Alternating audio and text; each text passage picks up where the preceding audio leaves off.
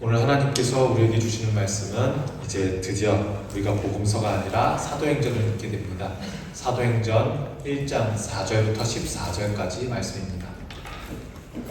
사도행전 1장 4절부터 14절까지 신약 186쪽입니다. 주어진 말씀을 우리가 교독하겠습니다. 제가 먼저 읽겠습니다. 사도와 함께 모이사 그들에게 분부하여 이르시되 예루살렘을 떠나지 말고 내게서 들은 바 아버지께서 약속하신 것을 기다리라. 요한은 물로 세례를 베풀었으나 너희는 용납이 못하여 성령으로 세례를 받으리라 하셨느니라. 그들이 모였을 때에 예수께서 여쭈어 이르시되 예수께 여쭈어 이르되 주께서 이스라엘 나라를 회복하심이 이때니까 하니 이르시되 때와 시기는 아버지께서 자기의 권한을 주셨으니 너희가 알 바 아니요. 오직 성령이 너희에게 임하시면 너희가 권능을 받고 예루살렘과 온 유대와 사마리아와 땅 끝까지 이르러 내 증인이 되리라 하시니라. 이 말씀을 마치시고 그들이 보는데 올려서 가시니 구름이 그를 가리어 보이지 않게 하더라. 올라가실 때에 제자들이 자세히 하늘을 쳐다보고 있는데 흰 옷 입은 두 사람이 그들 곁에 서서 이르되 갈릴리 사람들아 어찌하여 서서 하늘을 쳐다보느냐. 너희 가운데서 하늘로 올려주신 이 예수는 하늘로 가심을 본 그대로 오시리라 하였느니라. 제자들이 감람원이라 하는 산으로부터 예루살렘에 돌아오니 이 산은 예루살렘에서 가까워 안식일에 가기 알맞은 길이라. 그러나 그들이 요한은 다락방으로 올라가니 베드로 요한 야고보 안드레와 빌립 도마와 바르로네 마테와 및 알페오의 아들 야고보 셀로신 시몬 야고보의 아들 유다가 거기 있어. 함께 읽겠습니다. 여자들과 예수의 어머니 마리아와 예수의 아들과 더불어 마음을 같이하여 오로지 기도에 힘쓰더라. 아멘. 이제 우리가 사도행전에서 본 것처럼 점점 성령 강림절을 앞두고 있습니다. 오늘 본문 말씀도 오순절 성령 강림절 직전에 이제 교회라는 것이 모습을 드러내기 직전의 장면입니다. 이 사도행전 우리가 읽은 4절부터 14절까지는 예수님 이야기와 교회 이야기 사이의 연결 지점과도 같습니다. 이제 예수님 이야기가 교회 이야기로 바뀌는 거예요. 4절에 예수님께서는 말씀하십니다. 얘들아, 제자들아, 예루살렘을 떠나지 말고 아버지의 약속을 기다리라고 말씀하십니다. 이제 사도행전을 작성한 누가는 예루살렘에서부터 시작해서 로마까지 나아가는 신앙의 확장 이야기를 하려고 합니다. 그런데 우리 지난주에 봤죠? 예수님께서 제자들을 예루살렘에서 보셨습니까? 아니면 갈릴리에서 보셨습니까? 예루살렘이 아니라 수도가 아니라 성전이 있는 곳이 아니라 갈릴리였어요. 그런데 여기서는 복음서와는 조금 다른 것처럼 제자들에게 예루살렘을 떠나지 말라고 말씀하십니다. 이제 이 누가는 도시에서 도시로 이 예루살렘, 이스라엘에 있었던 복음이 다른 곳으로 전파되는 이야기를 하고 싶어서 그랬던 것 같습니다. 이제 이 예루살렘은 정말 이 예루살렘 서울로 치면 서울 그 경계선을 말하는 것이 아니라 구약의 예언이 있었던 곳, 이사야가 말씀했던 곳, 요엘이 말씀했던 곳, 선지자들이 말씀했던 곳을 이야기하는 하나님 나라의 출발점과 같은 이야기로 예루살렘을 이야기한 것 같습니다. 예수님께서는 제자들에게 명령을 하시는데 아주 능동적으로 무엇을 하라고 말씀하시는 것이 아니라 수동적인 자세로 있을 것을 말씀하십니다. 뭐 하라고 말씀하십니까? 기다려라. 기다려라. 어떤 행동을 해라가 아니라 기다리라고 말씀하십니다. 교회가 생기기 전에 기다리라고 말씀하십니다. 이는 교회 공동체의 시작이 성령의 임재, 성령님께서 오시는 것을 기다리는 행위, 하나님의 주도적 사건을 기다리는 행위로부터 시작함을 말합니다. 그런데 6절에 이제 제자들은 이렇게 질문합니다. 예수님, 그러면 이스라엘 나라 회복하는 거 지금이에요? 지금 기다리면 되는 거예요? 물어봅니다. 우리 호산나 이야기할 때, 메시아 이야기할 때 많이 말씀드렸었죠. 이때 가지고 있었던, 이때 유대인들이 대부분 가지고 있었던 메시아관은 민족주의적 메시아관이라고 했습니다. 로마 식민지 통치 아래에 있는 현실을 해방시켜줄 정치적인 메시아를 꿈꿔왔었다고 말했습니다. 이 제자의 질문 또한 여기서 크게 벗어나지 않는 것처럼 보입니다. 예수님, 이스라엘 나라를 회복하심이 지금 맞죠? 지금 이제 로마 무너지고 우리나라 회복되는 거 맞죠? 말씀하십니다. 예수님께서는 친절히 답변해 주십니다. 그때는 아버지께서 아시니 우리가 알 바가 아니다. 우리가 알 바가 아니고 내가 지금 하려고 하는 것은 이런 정치적인 해방, 정치적인 독립을 하려는 것이 아니라고 다시 한번 말씀해 주십니다. 그 다음 이제 8절에는 이제 우리가 많이 외웠었던 말씀이죠. 오직 성령이 너희에게 임하시면, 다른 것이 너희에게 임하는 것이 아니라 성령이 너희에게 임하시면 너희가 권능을 받고 지금 있는 예루살렘과 온 유대, 우리나라 전체와 너희들이 싫어하는 곳, 사마리아와 땅 끝까지, 여기뿐만 아니라 땅 끝까지 이르러 내 증인이 되리라 하시니라 말씀하십니다. 땅 끝까지라는 말은 이사야서에서는 메시아의 말씀이 땅 끝까지 전해져야 된다는 이야기가 적혀 있는데, 바로 이 예수님 이야기, 예수님께서 제자들과 함께 하시고 죽으시고 부활하셨다는 이 이야기가 경계가 없다는 말을 지금 하고 계십니다. 그러니 복음은 누구에게나 되어야 합니다. 교회도 그 경계가 아니고 예루살렘도 그 경계가 아니고 유대가 경계가 아닌 것처럼 복음에는 경계가 없습니다. 복음 없어도, 복음 안 들어도 그저 그렇게 잘 살아갈 수 있는 자가 없다는 말입니다. 복음은 누구에게나 필요한 말씀입니다. 그리고 교회란 유대인의 민족적인 공동체가 아니라 같은 가치관을 가진 사람들의 모임의 공동체가 아니라 말씀하고 계십니다. 성령의 권능을 받은 사람들이 파송된 공동체입니다. 그래서 교회에 들어올 수 있는 자격은 누구나입니다. 유대인 아니어도 됩니다. 순수 한국인 아니어도 됩니다. 몇 대째 예수님을 믿은 사람 아니어도 됩니다.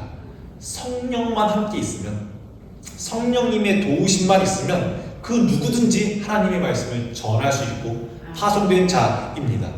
이 순간부터, 예수님의 이 8절 말씀 이 순간부터 교회라고 하는 공동체는 아직은 교회가 아닙니다. 교회라고 하는 이 공동체는 어떤 공동체의 것으로 보여집니까? 예루살렘 내부의 조직이 아니라 세계를 향해, 모두를 향해 파견되는 공동체로서의 정체성을 가지게 될 예정입니다. 교회라는 조직, 공동체가 말입니다. 예수님께서 이 8절의 말씀을 하시고 많은 사람들을, 이제 많은 성도들을 어려움에 처하게 하는 이제 본문이 등장하는데, 말씀을 마치시니 어떤 것이 보입니까? 구름이 살살살살 보이고 예수님께서 하늘로 올라가시니 구름에 가려져서 이제 더 이상 9절 이후부터는 예수님의 육신을 볼 수가 없게 됩니다. 이제 우리가 그림으로 많이 보는 갈색 머리에 빨간 색깔 띠를 띠고 흰 색깔 옷을 입은 이제 이 예수님 몸은 9절 이후로는 더 이상 볼 수가 없습니다. 구름이라고 하는 장치는, 구름이라고 하는 것은 당시 하나님의 임재를 나타내는 상징입니다.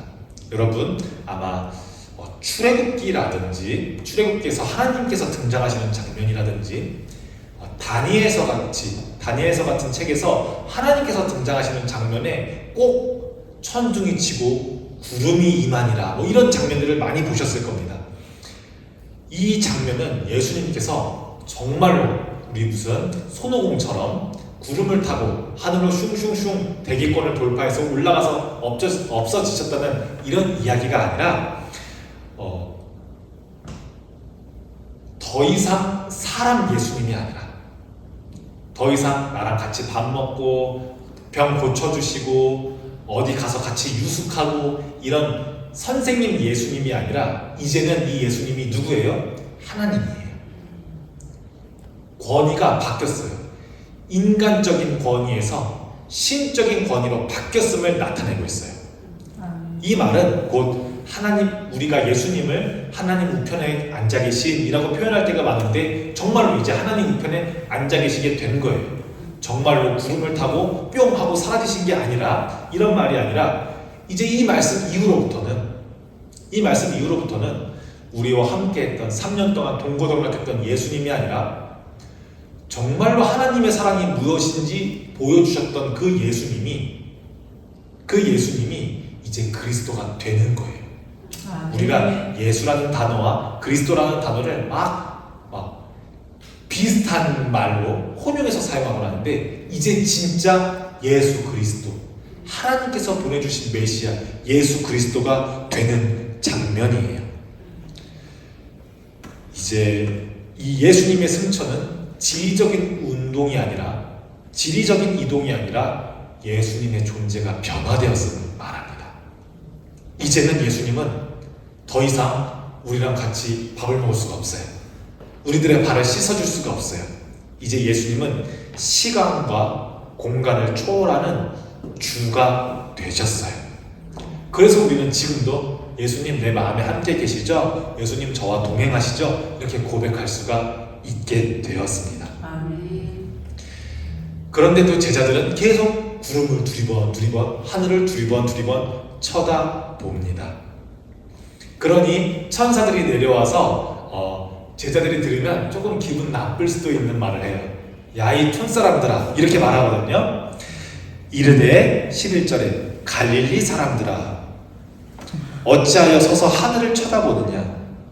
너희 가운데서 하늘로 올려지신 이 예수는 하늘로 가심을 본 그대로 오시리라 하였느니라 합니다.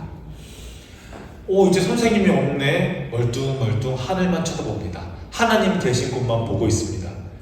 야, 이 사람들아, 예수님이 다시 이 땅으로 오시는데 왜 자꾸 하늘만 보고 있니? 이제 우리 기독교인들은 하늘을 바라보는 종교가 아닙니다.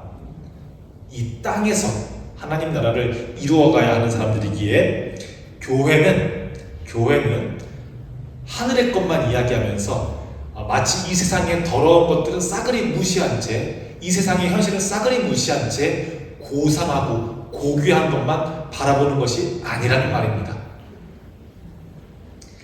이제 이 천사들에게 한 말 듣고 나서 이제 제자들이 교회의 첫 모습을 보여줍니다.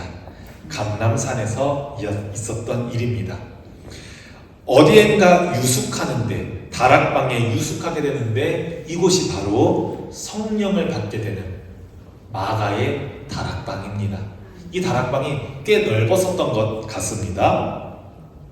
13절을 보니 지금까지 예수님과 함께 있었던 제자들의 이름이 등장하고 여기에 더하여서 누구까지도 있습니까? 14절에 여자들과 예수의 어머니 마리아와 예수의 아우들 야고보와 유다 같은 사람들입니다. 생전에 형이 하던 행동들을 안 좋아했던 동생들입니다. 예수의 아우들과 더불어 마음을 같이하여 오로지 기도에 힘쓰니라 하면서 오늘의 말씀이 마쳐집니다. 이제 이 마가의 다락방은 실제 공동체의 역사의 기록이 담긴 곳으로서 성령을 처음으로 받는 곳으로 등장하는 곳입니다. 그래서 예루살렘 초기 교회 공동체의 핵심적인 공간이 바로 이 마가의 다락방, 옥상에 있는 다락방입니다.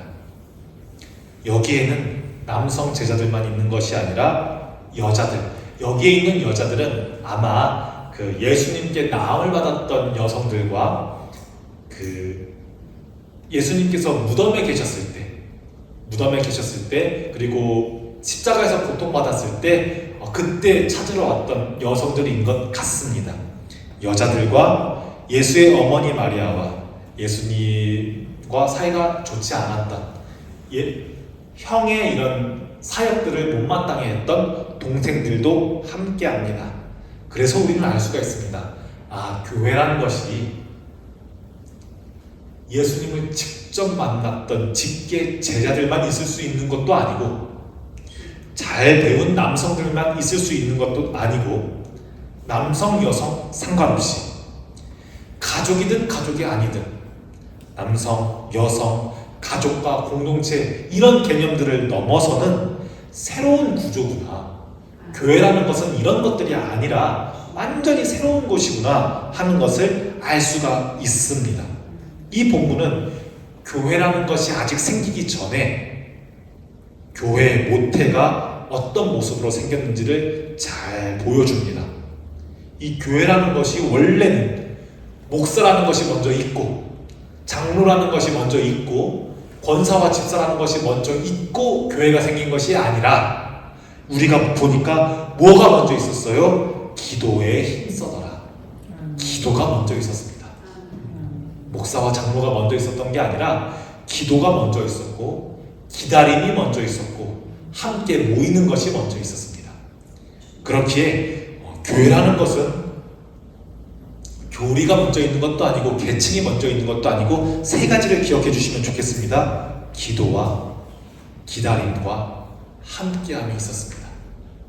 교회는 뭐 하는 곳이냐 물으신다면 설교 듣는 곳 아니고 예배 1시간 드리는 곳 아니고 기도하는 곳, 성령을 기다리는 곳, 그리고 함께하는 곳입니다.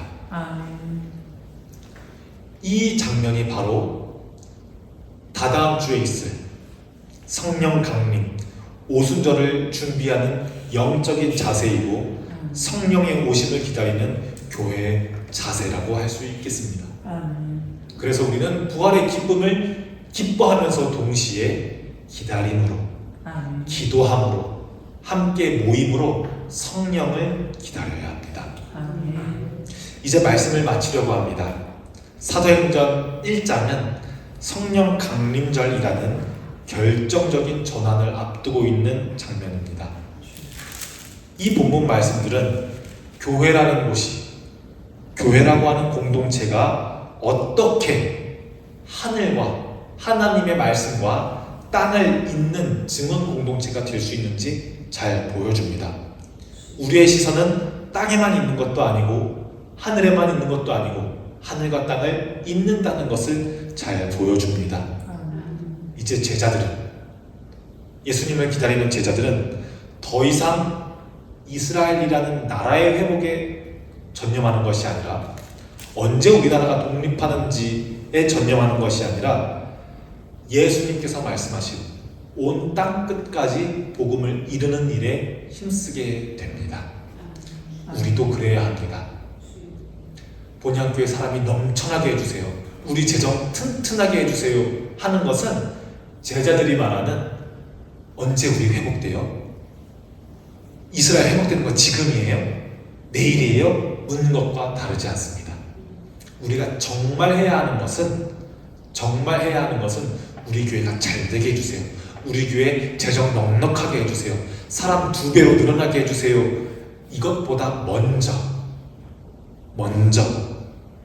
예수님께서 보여주신 사랑이, 하나님께서 해주신 말씀이, 하나님께서 전해주신 말씀이 우리 공동체 안에만 국한되는 것이 아니라 우리 삶 곳곳에 퍼지도록 해주세요가 먼저라는 것을 우리는 사도행전을 보면서 알 수 있습니다. 여러분들의 말을 통해서, 여러분들의 행동을 통해서 예수님의 복음이 땅 끝까지 이루어지는 축복이 있기를 축복합니다. 기도하겠습니다.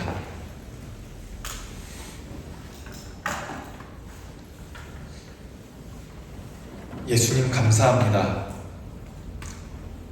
성령을 약속하시고 지금 여기 모인 본향교회 성도들을 그 약속을 기다리는 공동체로 불러주시며 감사합니다. 아멘. 예수님께서 승천하셔서 하늘로 올라가셨으나 그 의미는 단지 높아진 자리에 계신 것이 아니라 주님께서 우리의 삶의 주님이 되시고 하나님의 권능 안에 계신다는 복된 신앙 고백임을 배우게 되었습니다. 아멘. 우리가 하늘만 바라보는 사람이 아니라 이 땅에 두 발을 딛고 예수 그리스도의 증인으로 살아가기를 소망합니다. 아멘. 성령님을 기다리는 마음으로 흩어졌던 이들이 하나 되어 기도했던 마가의 다락방처럼 우리 본향의 공동체도 다시 한번 기도의 자리로 기다림의 자리에 서게 하옵소서. 아멘. 성령님께서 오시면 우리가 할 수 없었던 것을 할 수 있게 되리라 믿습니다. 사랑할 수 없던 일을 사랑하고 용서할 수 없던 일을 용서하고 다할 수 없던 이들에게 복음을 전할 수 있게 되리라 믿습니다.